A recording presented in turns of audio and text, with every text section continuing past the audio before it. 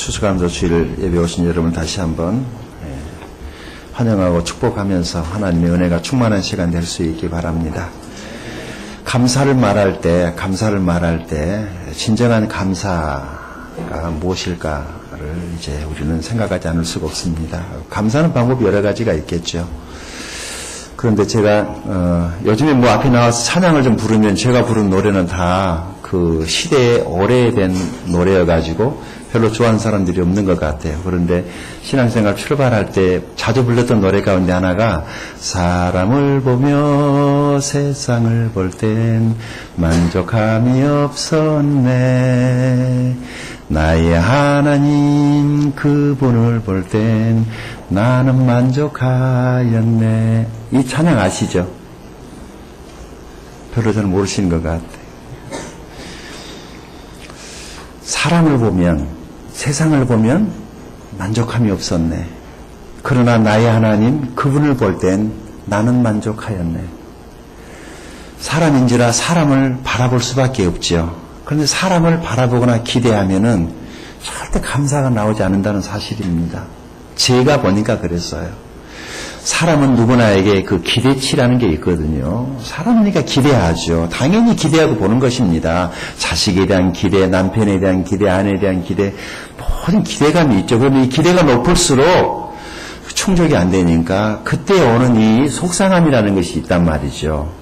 그런데 이때 눈을 떼고 천지를 만드신 그 하나님에게 우리 시선이 돌아갈 때 우리는 감사할 수 있습니다. 비가 와도 감사하고 어젯밤에 막 천둥 번개 막 쳤는데 혹시 아세요? 갑자기 모르고 주무시는 분들도 있더라고요. 근데 어떤 분은 그 시간에 깜짝 놀래가지고 막 천둥 치고 벼락이 떨어지고 난리가 났어요. 모르고 주무시는 분들은 복이 있는 분들입니다. 세상이야 그러든지 말든지 내 영혼 평안해 하고 뭐 잠자리 드셨으면 얼마나 감사해요. 근데 조그마한 소리에도 벌떡 일어나서 한숨을 푹푹 내쉬고 그러지 않습니까? 하나님이 보이지 않을 때. 민감한 사람들이 있더라고요. 하나님께 떨어지는 낙엽을 보면서도 하나님께 감사하고 빗방울이 떨어져도 계절이 바뀔 때에도 자연 만물 속에 하나님을 발견하고 감사하시는 분들이 있더라고요. 우리도 그럴 수 있기를 바랍니다. 한번 눈을 들어서 사람에게서 눈을 떼고 하나님이 만드신 자연 피조의 세계를 바라다 보면은 이 하나님이 만든 자연 모든 피조물들이 하나님께 순응하고 있는 것을 볼 수 있지 않습니까? 계절이 바뀌는 것을 통해서. 참 이상한 것은요. 하나님께서 신경 써서 만든 사람만이 하나님께 순응을 안 해요. 만물의 영장으로 만들어서 그 만물을 다스릴 수 있는 권한을 주신 인생들만 하나님께 순응하지 않는 것을 볼 수 있습니다.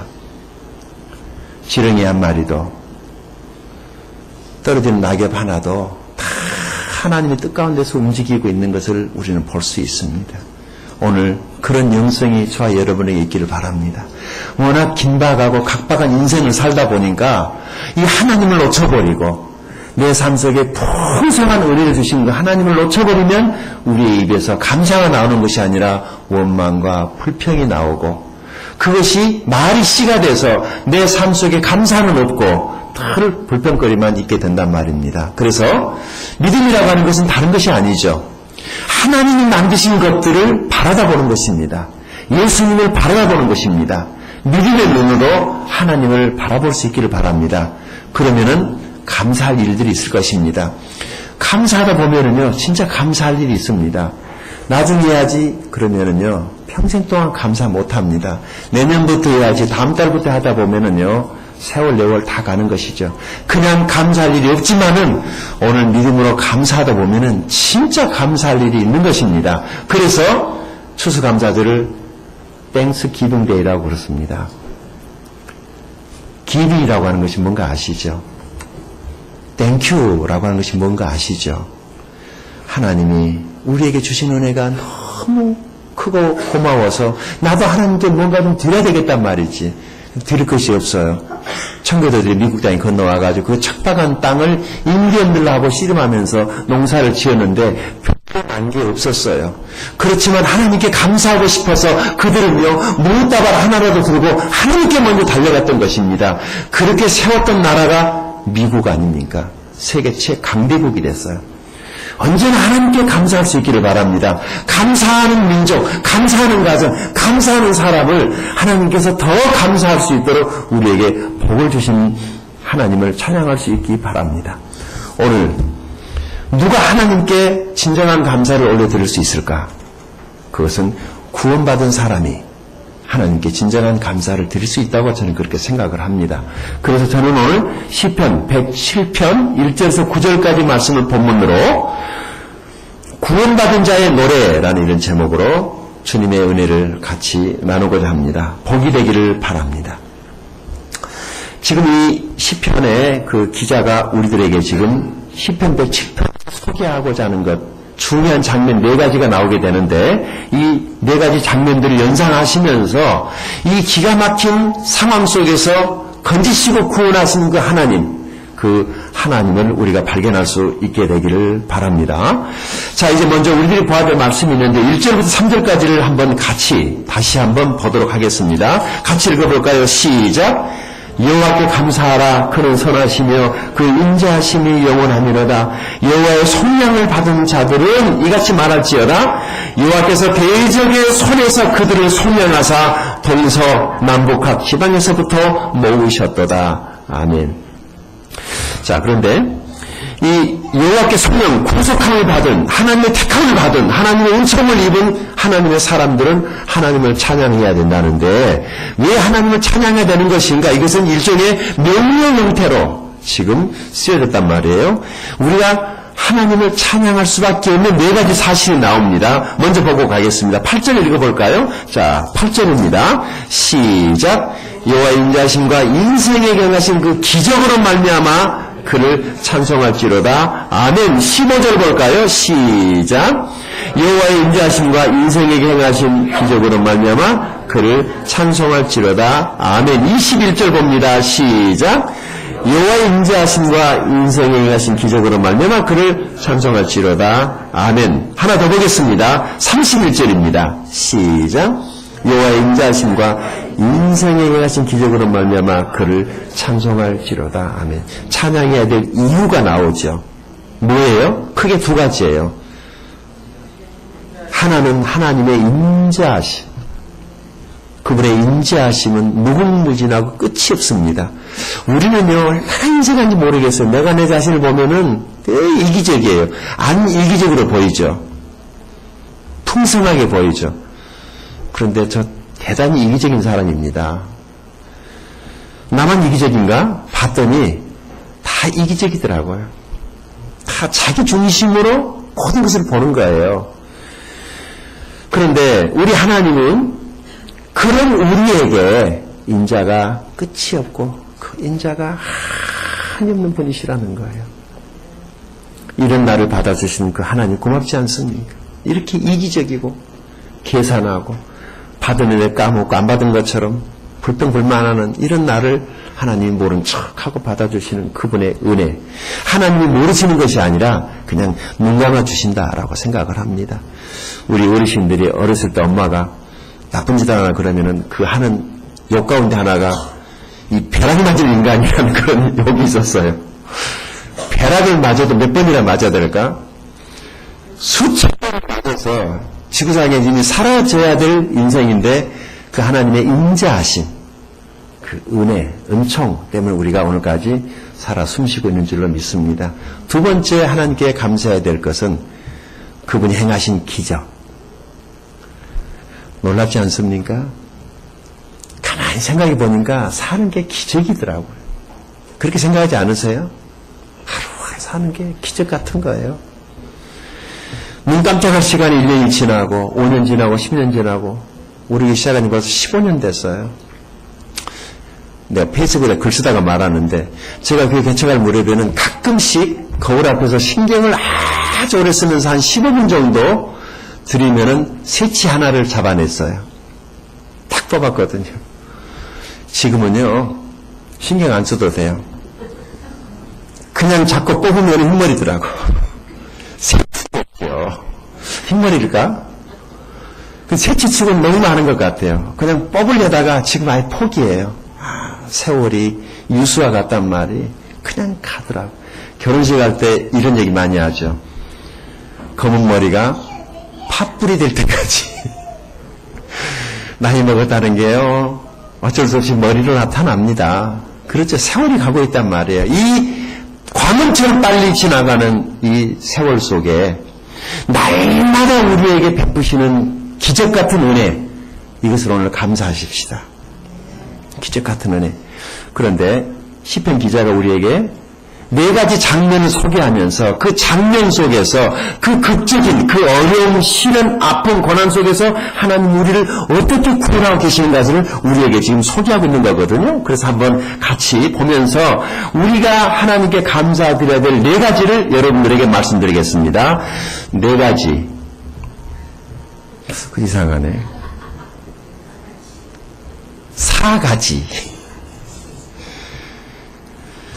하나님께 드려야 될 감사 네 가지. 첫 번째 감사는 우리를 영원한 안식처로 인도해 주셨기 때문에 우리가 감사해야 된다는 것입니다. 4절 5절을 같이 보겠습니다. 읽어볼까요? 4절 5절입니다. 시작. 그들이 광야 사막길에서 방황하며 거주할 성읍을 찾지 못하고 줄이고 목이 말라 그들의 영혼이 그들 안에서 피곤하였도다. 아멘. 장면이 어디인 것 같아요? 배경이 사막이죠. 사막하면 뭐가 생각납니까, 여러분? 물이 없고 뜨겁고 바람이 불고 가도 가도 끝이 없고 모래사막. 우리 인생이 그러지 않나요? 가도 가도 끝이 없고 메마르고 땡볕에. 그런데요, 시편 기자가 이 말씀을 하는 것은 그 사막에 누군가가 지금 걸어가고 있는 것을 봤어요. 봤는데 모습이 완전히 산거지 모습을 하고 가는 것입니다.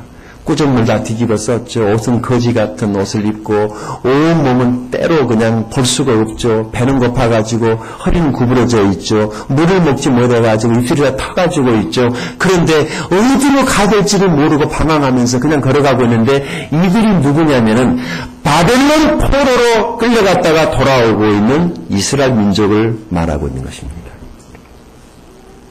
70년 동안 남의 땅에 가서 종살이 하다가 자기 고향으로 지금 돌아가고 있지만 갈 곳을 찾지 못하고 어디로 가야 될지 몰라서 방황하고 있는, 여러분, 죄 때문에 이 세상에 방황하고 있는 우리의 모습일 수도 있습니다. 열심히 산다고 살고 있고 어디론가 향해서 가기는 가고는 있지만은 아직 본향에 도착하지 않았기 때문에 나그네와 같은 인생을 살고 있는 것 아니겠습니까?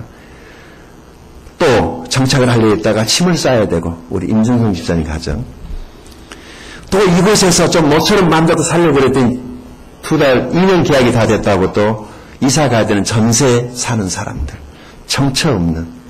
여기서 평생 살려고 그랬는데 또 어떻게 하나 축복해 주셔가지고 또 이삿짐 싸가지고 더 넓은 아파트로 가는 그런 사람도 있고, 더 안 좋은 아파트로 가는 사람도 있고, 인생 자체가 이렇게 정처 없는 것입니다. 자, 이 어려움 속에서 우리가 한 가지 희망을 발견합니다. 그것이 무엇입니까? 6절, 7절입니다. 같이 읽어보십시다. 시작. 이에 그들이 근심 중에 여호와께 부르짖으매 그들의 고통에서 건지시고, 아멘. 또 바른 길을 인도하사 거주할 성읍에 이르게 하셨도다. 아멘. 이런 축복이 이미 구원받은 사람들 안에 이루어진 사실입니다. 예수 그리스도로 말미암아서 천국 아버지 집, 내가 너희를 위하여 처소를 만들러 예비하러 가노니, 가서 처소를 다 예비하면 내가 다시 와서 너희를 나 있는 곳에 있게 하겠다라고 하는 그 주님의 요한복음 10장 1절 말씀. 주님은 우리의 처소를 준비하고 계십니다. 그 처소가 다 준비가 되면은 다시 와서 너희를 나 있는 곳에 있게 하리라고 하신 그 주님은 곧 오실 것입니다. 여러분, 이 세상은 우리가 영원히 살아야 될 본향이 아니고 우리가 진짜 가서 살아야 될 본향은 따로 있다는 사실을 믿으십니까? 그렇습니다. 그래서 바로 이것이 하나의 기적이었다는 것입니다. 8절 읽어보십시다. 시작. 여호와의 인자하심과 인생에 가신 기적으로 말미암아 그를 찬송할지로다. 아멘. 이런 찬양이 있었어요. 이것도 상당히 오래된 찬양입니다. 이해하시고 들어주세요. 나는 길 잃은 나그네 였네 죄 중에 헤매이면서. 이 찬양도 아세요? 예, 길 잃은 나그네. 그런데 주님께서 나를 찾아와 주셔서 내가 천국 번향을 발견했단 말이죠. 여러분, 구원받은 사람은 장차 가서 살게 될 천국 번향집이 예배되어져 있습니다. 그래서 우리는 하나님을 찬양해야 되는 것입니다. 우리가 구원받은 것이 기적이죠. 그분의 인자하심과 인생에 행하신 그 기적을 인하여 하나님을 찬송할 수 있게 되기를 바랍니다. 두 번째 감사는 무엇일까요? 그것은요, 하나님께서 우리를 자유케 하셨기 때문에 감사해야 된다는 것입니다. 우리 10절부터 잠깐 같이 보십시다. 12절까지 한 목소리로 한번 천천히 읽어보십시다. 10절부터 12절까지입니다. 시작. 사람이 흑암과 사망의 그늘에 앉으며 곤고와 쇠사슬에 매임은 하나님의 말씀을 거역하며 지존자의 뜻을 멸시함이라. 그러므로 그가 고통을 주어 그들의 마음을 겸손하게 하셨으니 그들이 엎드려져도 돕는 자가 없었도다. 아멘. 사람이 왜 이렇게 되는 것입니까? 왜 흑암에 앉아있고 사망의 그늘에 앉아서 곤고와 쇠사슬에 매여서 마치 감옥 같은, 이 기자는 지금 감옥에 갇혀있는 죄수를 보고 있는 것입니다. 손에 수갑이 채워져 있고 발에 착고가 채워져 있고 꼼짝도 못하고 있는 불쌍한 죄수를 지금 보면서 이 글을 쓰고 있는 것입니다. 창살 없는 감옥이라고 아세요. 꼭 교도소만 가야만이 감옥이 아니라, 교도소가 아니지만은 우리는 사실 창살 없는 감옥에서 사람들이 나를 어떻게 볼까라고 하는 이 천년 때문에 갇혀서, 집안에 갇혀서 나오지 못하고 사는 사람들, 사람들이 나는 무엇이라고 말할까 때문에 그 두려움에 갇혀서 문 밖에 나오지 못하는 우리 청소년들, 네털부기가 돼서 컴퓨터와 하루 종일 앉아있지 않으면 안 될 우리의 자녀들 말이죠. 그게 바로 창살 없는 감옥이 아닐까요? 왜 그런 일들이 있다는 것입니까? 11절이 그 해답을 말하고 있습니다. 다시 한번 읽어보십시다. 시작. 하나님의 말씀을 거역하며 지존자의 뜻을 멸시함이라. 그래서 하나님이 그들을 어떻게 다루시냐면 12절이에요. 이 은혜의 손길이 어떻게 그들에게 다가서냐면 시작. 그러므로 그가 고통을 주어 그들의 마음을 겸손하게 하셨으니 그들이 엎드려져도 돕는 자가 없었도다. 그래야만이 하나님을 의지할 수 있기 때문에. 여러분, 사람 의지하지 마십시오. 힘들어요. 10명 믿으면 10명 다 나를 실망시킵니다. 하나님 의지할 수 있기 바랍니다. 우리의 자녀들도, 우리의 청년들도, 주부도 장년도 다 하나님만 의지할 수 있기 바랍니다. 하나님만 의지할 수 있기 바랍니다. 하나님 우리를 절대 실망시키지 않습니다. 하나님을 의지한다는 것은 다른 말로 하면 사람을 의지하지 않겠다라고 하는 것입니다. 여러분이 결심한다는 게 참 중요합니다. 내가 예수를 믿기로 결심했더니 진짜 믿어지더라고요. 여러분의 그런 일이 있었습니까? 그런데 어떤 분들은 보니까 예수를 안 믿기로 결심하신 분도 있어요.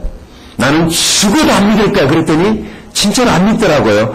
그런데 안 믿는 것도 믿음입니다. 안 믿어야 되겠다라고 그렇게 자기가 믿었는데 안 믿어지는 거예요. 이거 얼마나 무서운 일인 줄 아세요?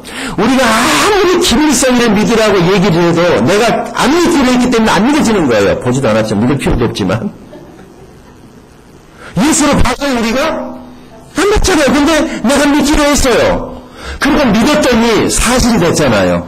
예수님이 내 안에 오셨잖아요. 사실이 됐잖아요. 구원받은 거예요. 그러니까 안 믿는 것도 믿음이에요. 그래서 지옥 가는 거예요. 그 믿음 때문에. 안 믿기로 결심했거든. 그러니까 걔는 어디로 가요? 우리는 예수를 믿기로 했던 거예요. 결심했더니 하나님이 그 결심을 받아서 진짜 믿음에 있게 하셨어요. 그 믿음 때문에 천국에 가는 것입니다. 그리고 이 세상 사는 것은요, 열심히 살면 예수 안 믿어도 잘 삽니다. 신앙에 연관시키지 마세요. 그 부자들 보세요. 이건희 씨가 삼성 이건희 씨가 예수 믿나요? 안 믿어요. 잘 살잖아요. 그 잘 사는 거다가 신앙하고 연결시키니까 문제가 생기는 거예요. 신앙은 별개예요. 못 살아도 행복할 수 있고 잘 사는데 불행할 수도 있어요. 가치를 거기다 두니까 흔들리는 거예요. 그냥 하나님께 고정하면 돼요. 오늘 그런 결심이 있기를 바랍니다. 예수 믿어버려야지라는 이런 결심이 있기를 바랍니다. 그럼 믿어지는 거예요. 예수 안 믿기를 결심하신 분들은 오늘 회개할 수 있기 바랍니다. 마음을 돌이키시고 이제 믿어봐야지라고 한번 생각을 바꿀 수 있기 바랍니다.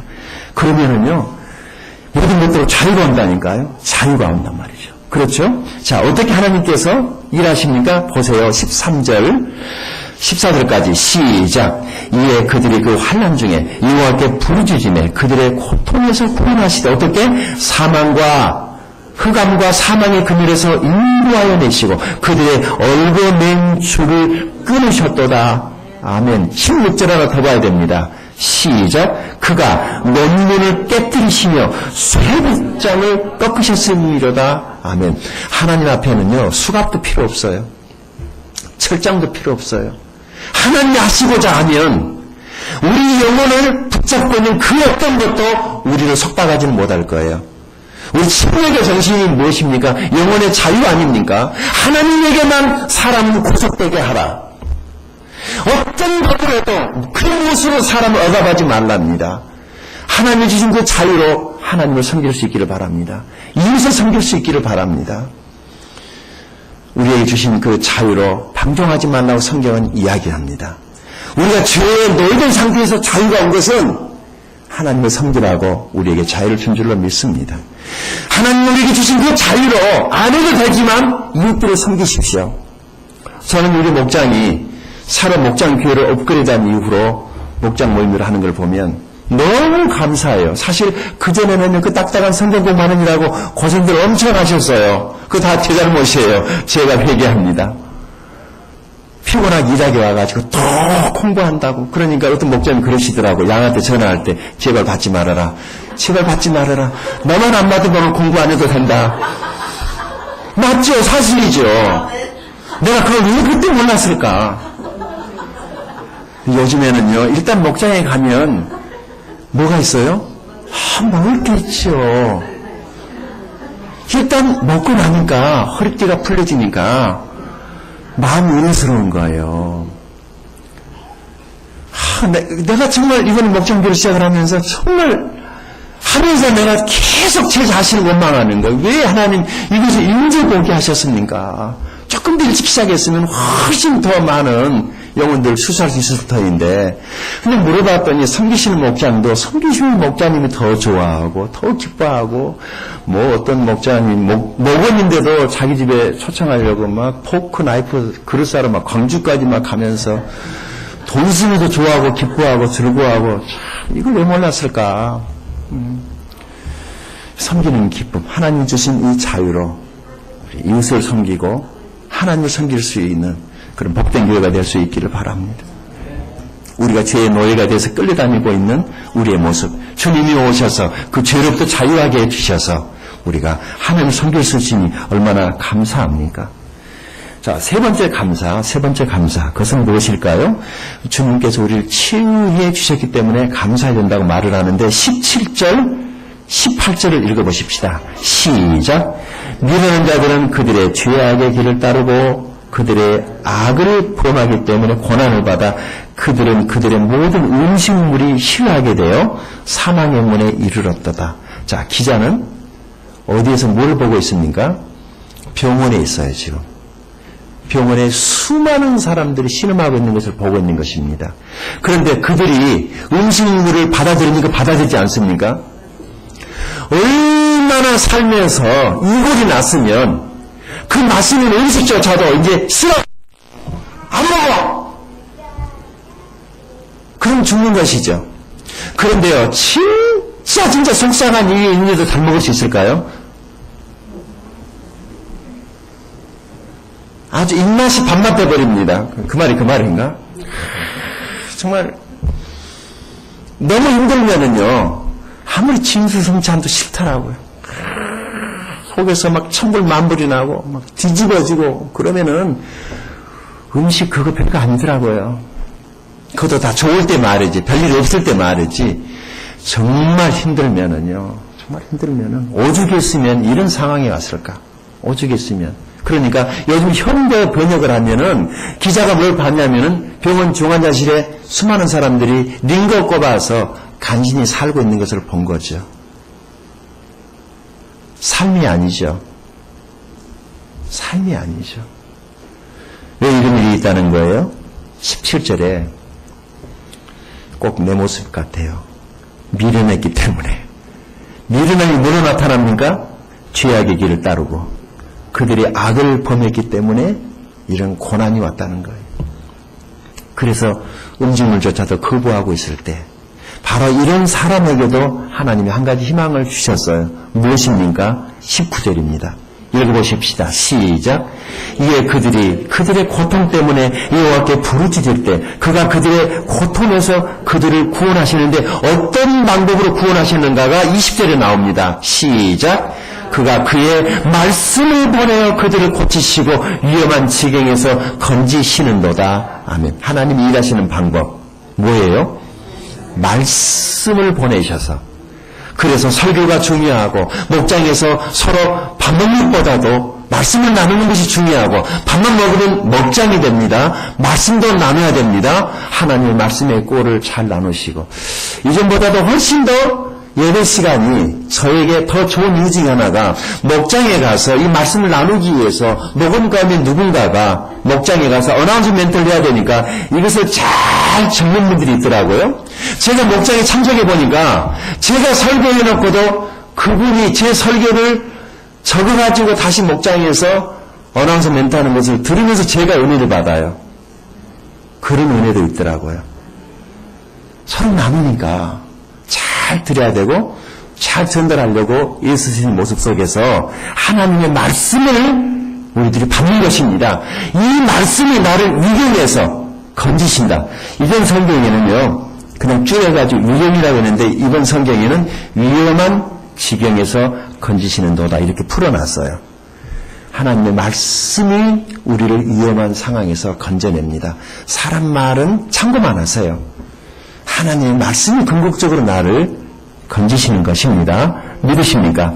21절 읽어보십시다. 시작. 여호와의 인자하심과 인생에게 행하신 기적으로 말미암아 그를 찬송할지로다. 네. 사도 바울은요 하나님이 기적 같은 방법으로 자기를 찾아와 만나주시고 자기가 구원받은 그날 그 구원의 기쁨을 아그리빠 왕 앞에 가서 간증을 합니다.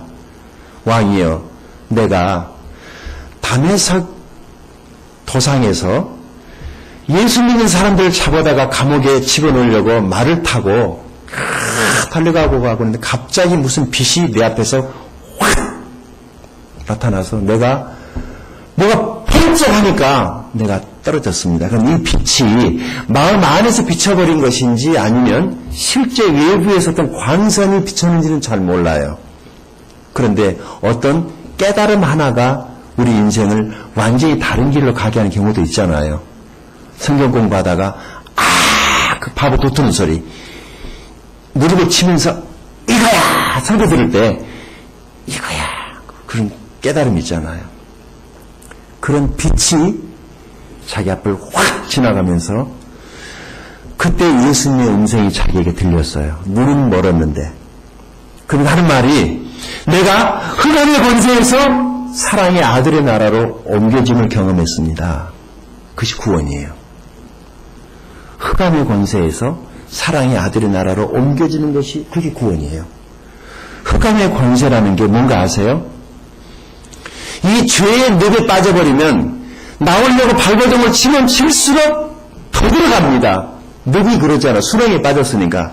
늪에 빠졌을 때는 가만히 있어야 돼요. 허적거리면 더 들어가요. 죄악의 구덩이에 빠져있을 때는 구원자가 필요하지 내 노력이 필요하지. 죄인들이 스스로 나오겠다고 발버둥을 치고 별의별 다 종교활동을 하지만 그것이 그 사람을 구원하는 것이 아니라 그 사람을 더 구렁텅이에 빠지가는 것입니다.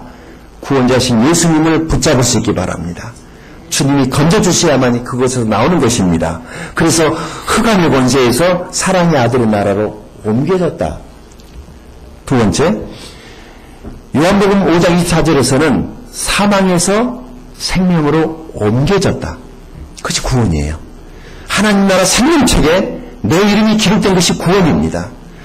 바로 이런 구원에 대해서 기자가 감사하다. 감사하다. 기적이었구나. 여러분, 구원이 기적입니다. 기가 막힌 상황에서 우리를 치료해 주신 그 하나님.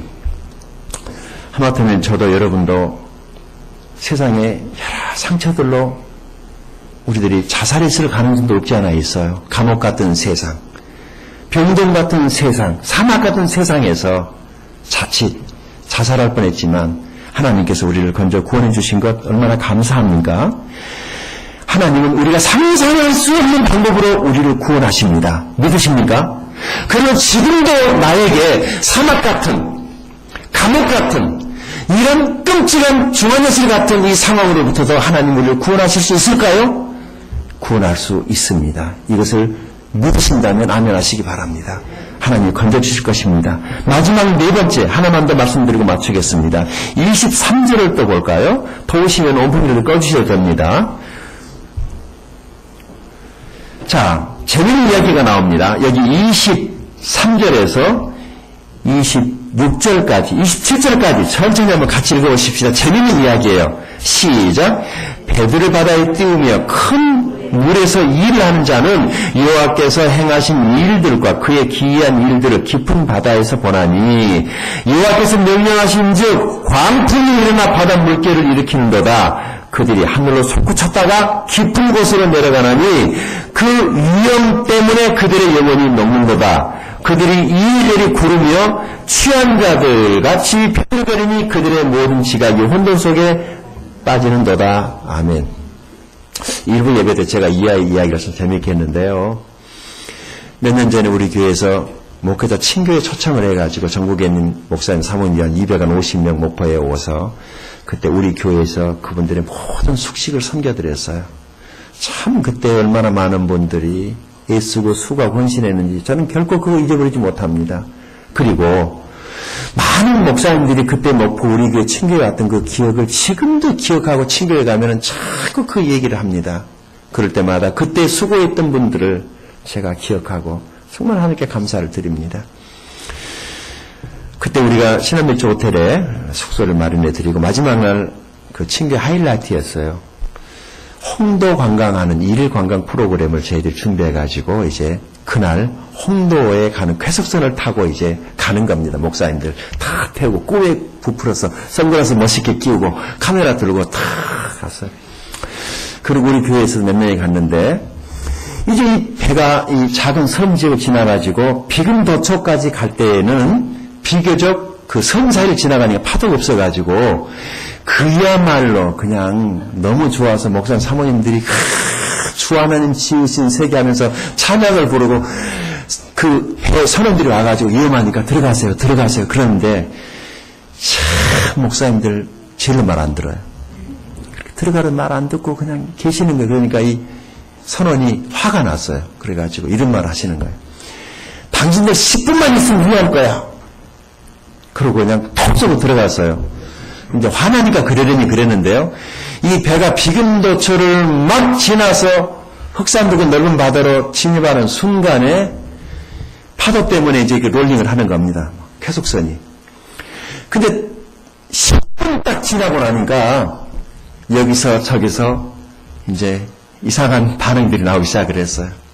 사람들이 비틀거리고 이상한 소리가 나오고 쓰러지고 넘어지고 막 난리가 났어요. 그때 저를 경호하기 위해서 갔던 우리 교회 대표 우리 김명진 집사님 목사님들을 경호하고 담임 목사를 경호하기 위해서 따라갔던 이 경호원이 제일 먼저 쓰러졌어요. 나는 살면서 그렇게 멸리하는 사람 처음 봤네. 우리 경호원. 우와 10분밖에 안 됐는데 완전히 그냥 앞으로 덕산까지 가려면 목사님 얼마나 더 가야 되냐 그런데 10분밖에 안 왔다고 앞으로도 50분을 더 가야 된다고 그랬더니 아주 그냥 하얘지더라고. 다른 목사님들도 다 그래가지고 우리 김덕수 교수님하고 몇몇 분들은 홍도까지 못 가고 중간 흑산도에서 다 내렸어요. 홍도까지 못 갔어요. 다른 분들은 홍도까지 갔는데 그분 중에 한 분이 부산 유보호 목사님 사모님은 최근에 그 1박 2일에서 그 가고도 편인가? 그 촬영이 있었잖아요.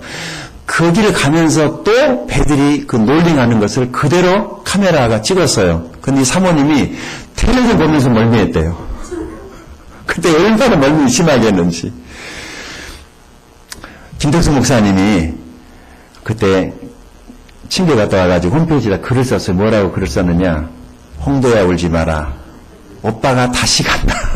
그때 홍도가 행복하고 흑산에 내린 것이 내내 한 돼가지고 있었는데 이번에 지지난주에 우리 신학교에서 여호수아 설교대에 있어가지고 우리 제자학교 돈 좀 모아가지고 후원을 했거든요. 그런데 우리 김덕수 교수님이 답장을 보냈어요. 그 답장이 무엇이라고 써져 있느냐.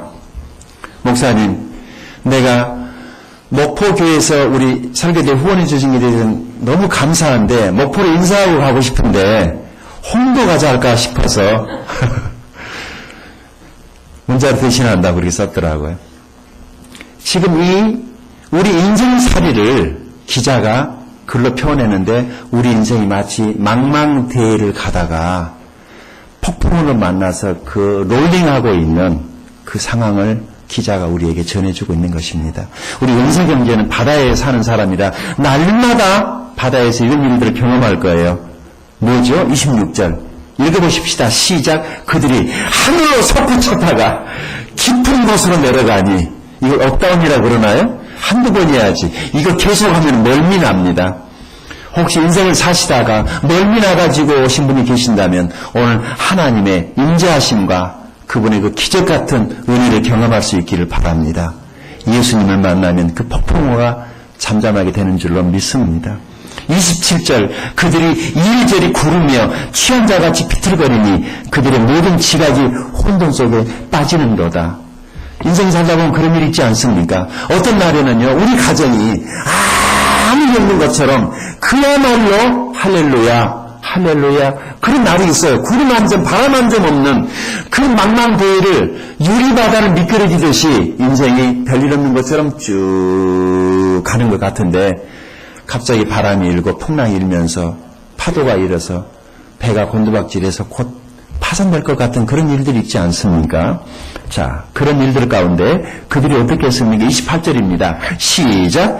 이에 그들이 그들의 고통 때문에 여호와께 부르짖으며 그가 그들의 고통에서 그들을 인도하여 내시고 29절 광풍을 고요하게 하사 물결도 잔잔하게 하시는도다. 아멘. 주님이 그렇게 하실 수 있는 분이시죠. 더 중요한 것은 30절입니다. 시작. 그들이 평안함으로 말미암아 기뻐하는 중에 여호와께서 그들이 바라는 항구로 인도하시는도다. 아멘. 이전 성경에는 소원의 항구라고 이렇게 돼 있었거든요. 찬송가 계속 나오네. 이런 찬송이 있어요. 이건 찬송가예요. 봉성가가 아니고 이 풍랑이 연하여서 더 빨리 갑니다. 무슨 말이냐면요. 힘들긴 했는데 풍랑 속에서 배가 뒤집힐까 싶어서 쭉 하고 노를 쳤는데 아침 눈 떠가지고 보니까 벌써 소원의 항구에 도착했더라는 거예요. 안 그랬으면 흘러 이러고 세워라 내워라 갈 뻔했는데 풍랑 때문에 나도 모르게 살기 위해서 노지를 했는데 벌써 도착했더라는 거예요. 혹시 우리에게 있는 광풍이 어려움이 고통이 지금은 힘들어 보일지라도 아침이 다가오면 저와 여러분이 원하는 소원의 항구에 도착해 있을 것입니다. 그분의 인자하심이 그분의 기적이 우리를 거기 서게 하셔서 그 하나님을 찬송하게 하실 것을 믿으시기 바랍니다. 기도하겠습니다. 오늘 4가지 하나님께 감사해야 될 이유에 대해서 말씀을 드렸습니다. 이 시간 우리 조용히 우리 마음을 하나님 앞에 내어드리며 진정한 감사, 깊은 감사, 하나님 고맙습니다.